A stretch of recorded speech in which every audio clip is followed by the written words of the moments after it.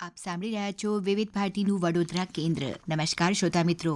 આજે 13 ફેબ્રુઆરી વિશ્વ રેડિયો દિવસની આપ સૌને ખૂબ બધી શુભકામનાઓ. લોકો દ્વારા ઉજવણી રૂપે વૃક્ષારોપણ કરવામાં આવ્યું. તો શ્રોતા મિત્રો, વિશ્વ રેડિયો દિવસ નિમિત્તે પ્રસ્તુત છે બોડકા પ્રાથમિક શાળાના બાળકોનો સંકલિત કાર્યક્રમ, જેમાં આપ પ્રથમ સાંભળશો જાનવી ચાવડા દ્વારા રેડિયોનું મહત્વ આ વિશે વાર્તાલાપ. નમસ્તે શ્રોતા મિત્રો, હું જાનવી ચાવડા કોસ્મો ફાઉન્ડેશન કરજણથી આકાશવાણી કેન્દ્ર વડોદરાથી આપ સૌનું સ્વાગત કરું છું. વહાલા શ્રોતા મિત્રો, આજે 13 ફેબ્રુઆરી વિશ્વ રેડિયો દિવસ તરીકે ઉજવવામાં આવે છે. શું તમે જાણો છો કે રેડિયો દિવસ કેમ ઉજવાય છે? તો ચાલો આજે આપણે સૌ તેનું મહત્વ સમજીએ. હું કરજણ તાલુકાની બોડકા પ્રાથમિક શાળા અને કોસ્મો ફાઉન્ડેશનની ધોરણ 6ની વિદ્યાર્થીની આપને સમક્ષ રેડિયોનું મહત્વ અને વિદ્યાર્થીઓના શિક્ષણ અને કારકિર્દી ઘડતર માટે રેડિયો કેવી રીતે ઉપયોગી છે તેની વાત પ્રસ્તુત કરવા જઈ રહી છું. તો ચાલો જાણીએ રેડિયોનું મહત્વ. રેડિયો દિવસ ઉજવવાની શરૂઆત કેવી રીતે થઈ? સ્પેન રેડિયો એકેડેમિક સૌ પ્રથમ 2010માં 13 ફેબ્રુઆરીએ વિશ્વ રેડિયો દિવસ ઉજવવાનો પ્રસ્તાવ મૂક્યો હતો.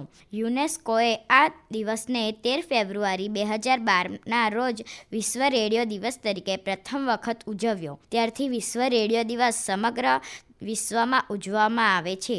હકીકતમાં 13 ફેબ્રુઆરીએ સંયુક્ત રાષ્ટ્ર રેડિયોની વર્ષગાંઠ પણ છે.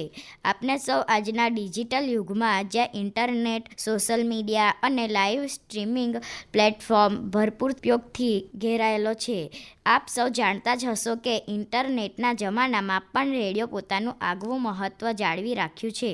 એક સમય હતો જેમાં નાના ભૂલકાઓથી માંડી મોટી ઉંમરના વડીલો માટે રેડિયો અલાયદો શોખ હતો, સાથે મનોરંજન અને જ્ઞાનનો અખૂટ ભંડાર હતો.